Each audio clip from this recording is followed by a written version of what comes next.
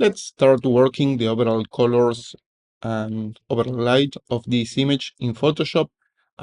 First of all, I want to clarify something.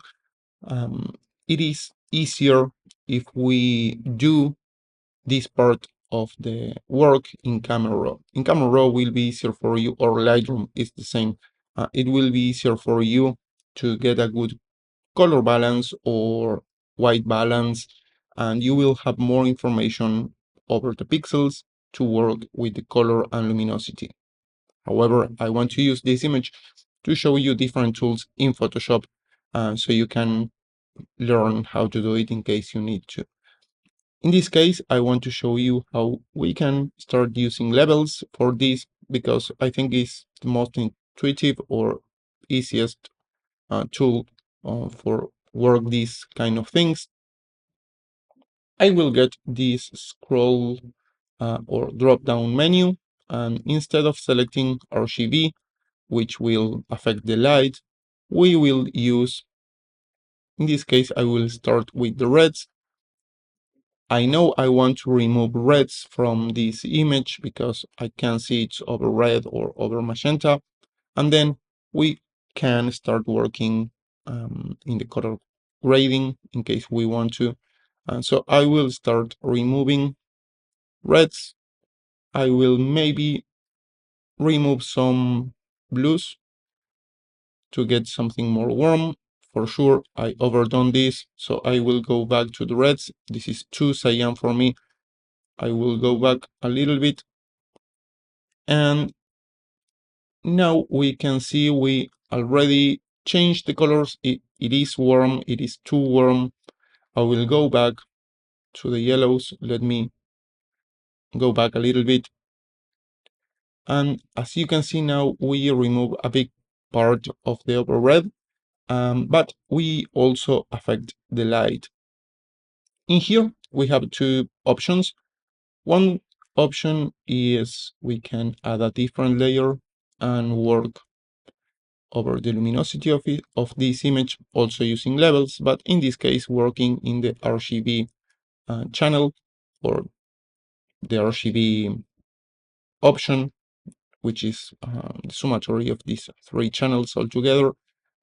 Or we could change these colors, the blending mode of this layer. If we set this to color instead of normal, as you can see, when we set it to color, it will only affect the colors and will not change the luminosity. So, depending of the case, you will want to change the blend mode or you will want to add a different adjustment layer. In this case, we can combine these two things. I want to use this as excuse to show you can change the blend mode. We will talk about blending modes more in depth in the future videos, but for now, I want you to understand that each layer and each adjustment layer can have a different blending mode, and this will affect how this particular adjustment layer will interact with the image. In this case, I will set this to color and I will change the luminosity of the overall image using levels as well, maybe something like this, to have a good midpoint for start working. This is the light. Let me set a color for this. And this is for colors. I will move this group.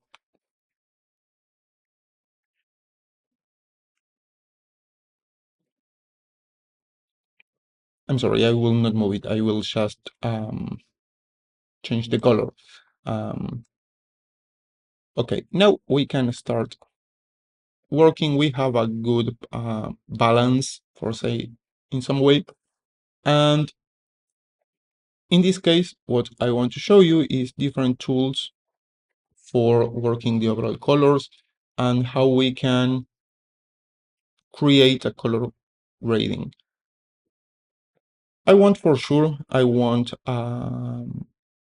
know for sure I want a lavender or pastel magenta in the props. And also I know I want to combine this with a yellow warm good. So for this, what I will do is I will set a selective color adjustment layer. In the drop-down menu, we have the main colors in here, and we also have the white, the neutrals, and the blacks. This will working based on the light, and this will work based on the colors. For example, if we select the reds and we start moving these sliders, we will affect, for example, we will add a lot of cyan in the parts of the image where we have reds. For example, if I do add blacks, add more black to the reds, as you can see in the image, all of the reds in the image will be darker. Also, we can change from relative to absolute. This will affect more the light or only the colors. We can talk about this more in the future. For now, let's say we want to increase a little more the light in the reds or take away black from the reds. And for sure, I want to work with the magentas.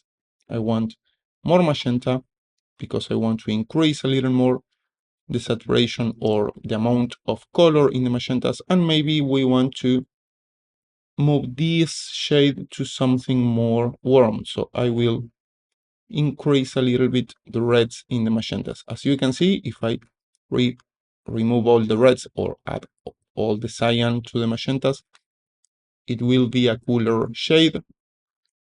So I want something warmer, so maybe something around here. We can also add some blue to get something more balanced.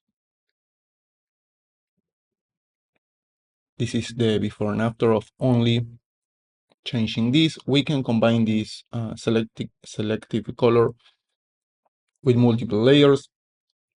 I mean, we can use another selective color. We can change the intent mode to relative. And in the magentas, for example, we could add even more magenta, and we will increase a little more the saturation of all the magentas. Have in mind, if you have not, the color is not uniform and you have a lot of difference between the amount of saturation in your image, use the selective color will give you some troubles because we are affecting the magentas, but if we take a look to this, for example, in some part of the image, we have very small amount of saturation in the raw file. It's almost gray. So if we take a look very close, we will see we did add magenta to some part of the fabric, but other part of the fabric, it's gray. And this is because we add magenta to the places where we already have magenta. And this is not working well in this case because when we zoom in, we will see the fabric with big differences between the saturation. Maybe for the video it's too subtle. Let me see if I can find a spot where you can see more clearly this. But for example, in this, over few of the threads of this wrap, I find it absolutely gray, and in other parts, I see a lot of saturation. For example, in here, as you can see, we have a big gray area without any kind of magenta color. So I don't like it, at least for the front part of the wrap. So what can we do for this? What we will do in this case is, instead of trusting in the selective color alone or as one solution, what we can do is set a hue and saturation adjustment layer and check the colorize checkbox. Now we will select a shade of color we want. We will set this layer to color, and doing this we will know we are affecting only the colors, and we are setting this tint over the entire image. I will move this selective color to below,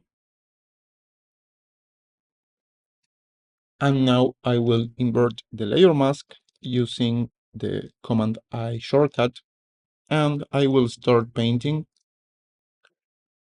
with white color inside the layer mask. I don't care if I overpaint or if I go too far, because I can go back whenever I want.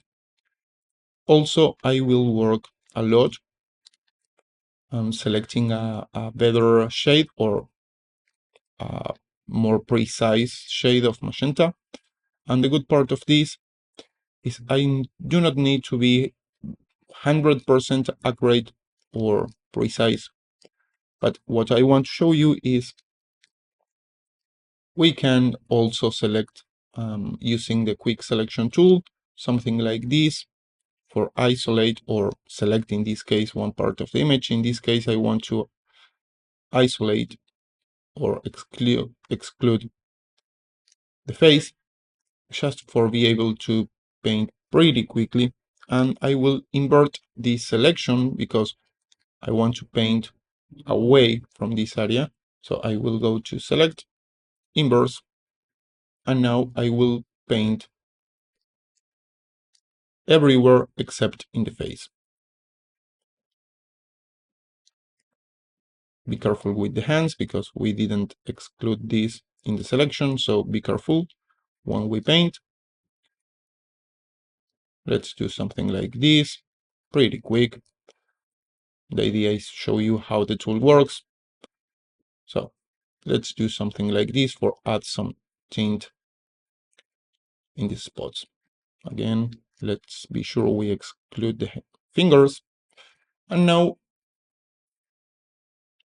that we are pretty happy with this mask, this is how it looks. I will set this to a better shade. Maybe something around here it have more sense.